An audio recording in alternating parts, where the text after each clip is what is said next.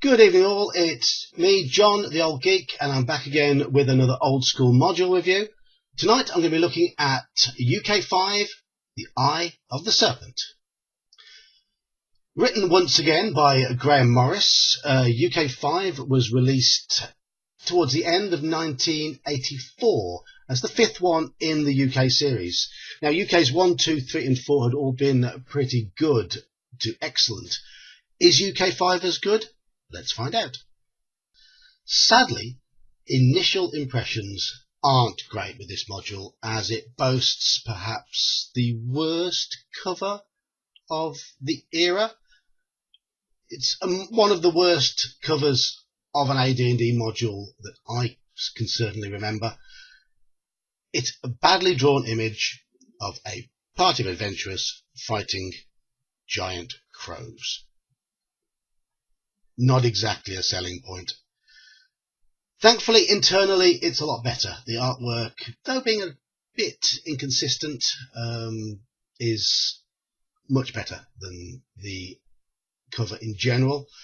The main map of Hardway Mountain, where the module is based, is absolutely fantastic.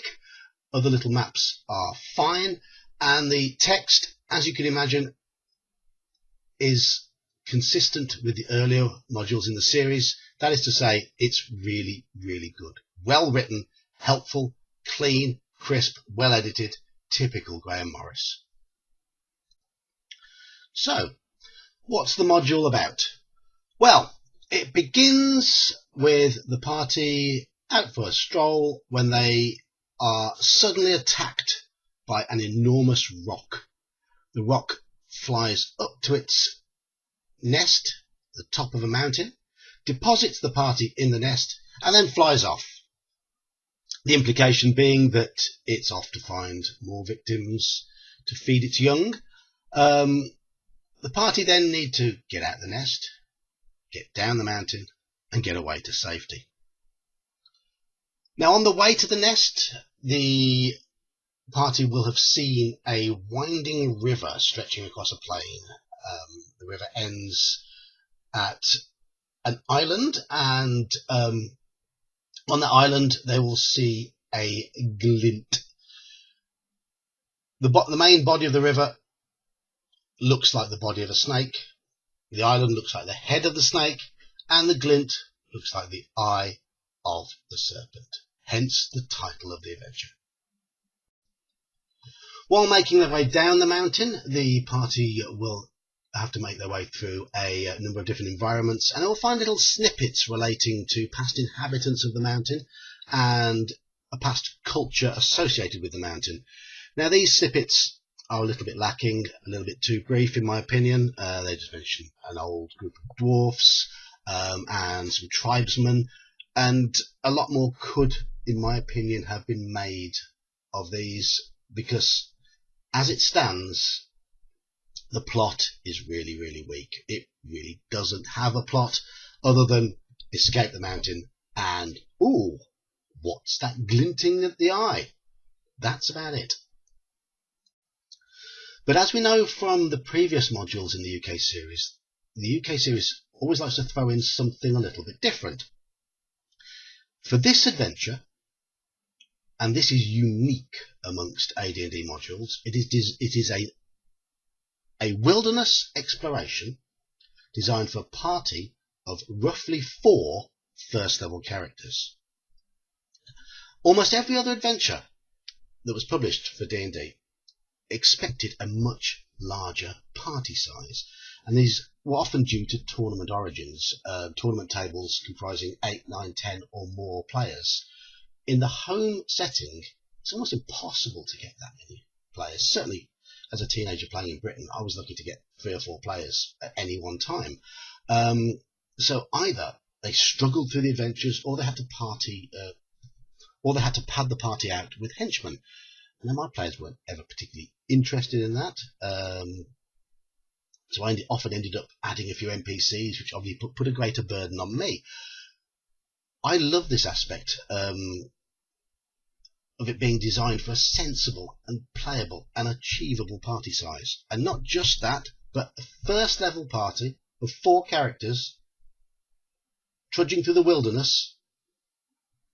I can't think of any other adventure that did that around this time, and that, in that sense, as a resource, it's a godsend. Now, the module uses a paths mechanic, which I would suggest ignoring. I've never used it. The idea being that one way of playing the adventure is as a one-on-one adventure with 3 other characters that are just side characters, and the one main character being played by the player being a ranger, monk or druid, and each of those classes has their own path that is prepared for them down the mountain. Now, to me, that feels very railroady. I just opened it up and let the party explore. I also didn't place any limitations on character classes. The party could be whatever classes they wanted to be. Yes, having a ranger or a druid especially would be helpful with the outdoors abilities, and a monk with with their movement abilities would certainly help, but they're not necessary. So yes, the paths thing it's a bit of an oddity, probably best forgotten about. Just open the mountain up, let your party go exploring, and see where they end up. There's plenty of lush descriptions, there's plenty of interesting bits and bobs for them to find. Just open it all up to them. So that's one major plus point, though, the design of the adventure being for a manageable party size of low-level characters. That's great. Another good part of the adventure is the fact that it incorporates a wide number of environments, and it describes them really well. So you've got a section near the top of the mountain which is snow-covered, ice, and it goes down through more lush grassland, forest, and swamp. And each section has some lavish descriptions. Again, this is useful as a resource for a DM. And along the way, the encounters are suitable for the character levels, and they fit with the various environments pretty well. You've got snow leopards up near the top of the mountain, and you've got bullywugs down near the bottom in the swampy section, and there's all manner of suitable beasties along the way. But it's not all good in that sense, because there are a lot of different environments and no real layers or no real cohesion to the encounters, apart from the last bit on the island, which is all right. The encounters do lack a connection, so the adventure feels like a bit of a menagerie. And a lot of the creatures are drawn from Monster Manual 2 and Fiend Folio. So there's a lot of pre-reading for the DM. You don't get too many recurring creatures. It does feel like it's a bit of a zoo. Here's lots of Fiend Folio monsters for this environment, and Monster Manual 2 monsters for this environment. Yes, the monsters fit the environment, and yes, they are suitable for the levels and party size that it's designed for. But there's almost too many different encounters for it to gel. And this all combines with the general lack of a plot in the adventure to make it feel a little bit soulless at times. Also, there's a problem with some of the encounters. One of the cornerstones of old D&D is that the players were free to approach encounters in any way they wanted, and it was often encouraged for them to be non-confrontational.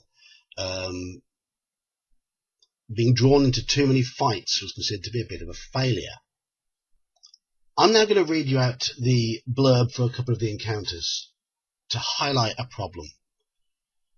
Asleep beneath an even blanket of pure white snow, the land is still. Apart from the icy wind and the scudding clouds, nothing stirs. Or does it? Out of the corner of your eye you seem to catch a movement. What had seemed an innocuous white shape resolves itself into a large, crouching white cat. Without warning, it springs forward and bounds towards you in a flurry of scattered snowflakes. And there's this one.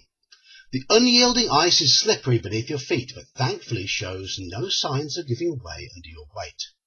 Then, without warning, there is a loud crack, and you are showered with flying shards of ice as the sheet before you bursts upwards, and a man-like beast leaps free from the water. Its long, blackened talons claw the air, and with a hideous leer, the creature lunges towards you. So what's the problem with those two encounters? Well, immediately, it's nice description, something attacks them, roll initiative. They're not designed to be avoided, they are immediate fights, and there's a lot more of those in the adventure. So it does force the party into almost too much conflict on the way down the mountain.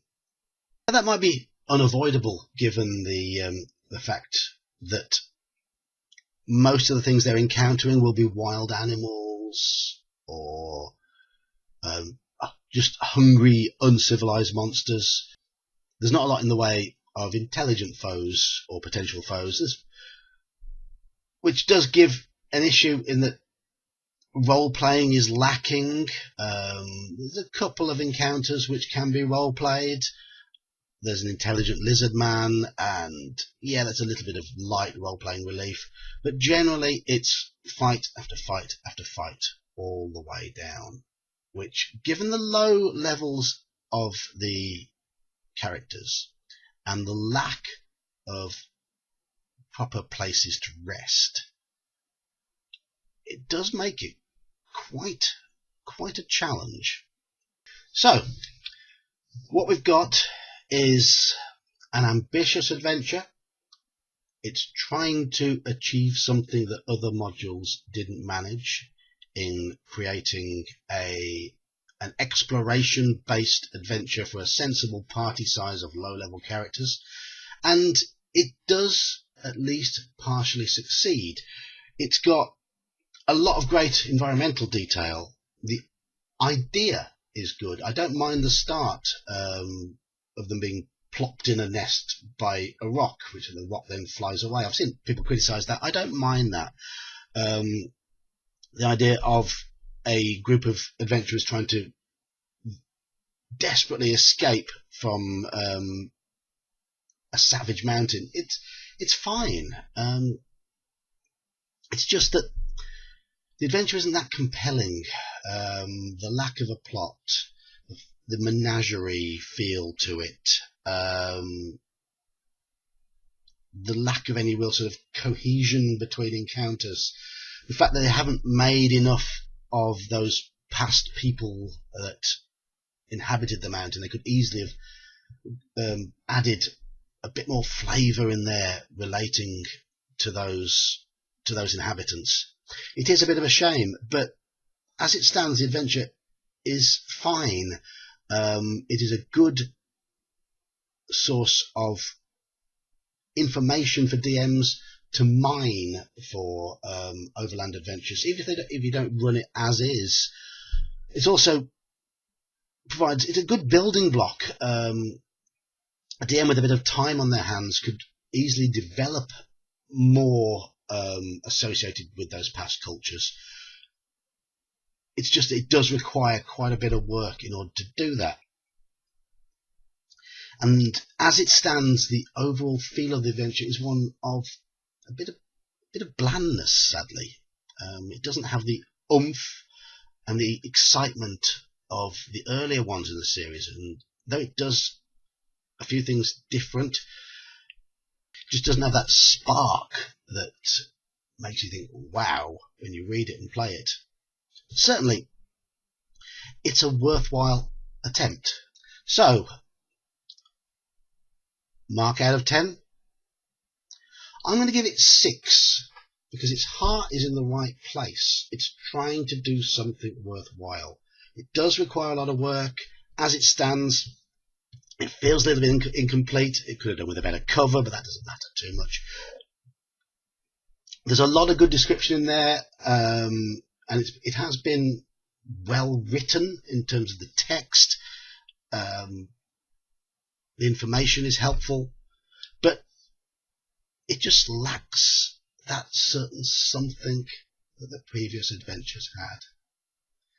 So, possibly the first miss in the UK series. It's got potential, but it doesn't live up to the standards set by UK's 1, 2, 3 and 4, sadly. Still, give it a look. It can be got for about 10 quid on eBay, and at that price it's worth it. And it's a sort of adventure that would be really, really easy to convert to later versions of D&D. So if you're a 5th edition DM looking for an adventure, then yeah, have a look at this one. It's not bad. It just needs a bit of something injecting into it. Anyway, if you have any comments on my review, if you disagree with me, if you loved it or if you hated it, then just let me know in the comments below and give me a like and subscribe, and I'll see you again soon.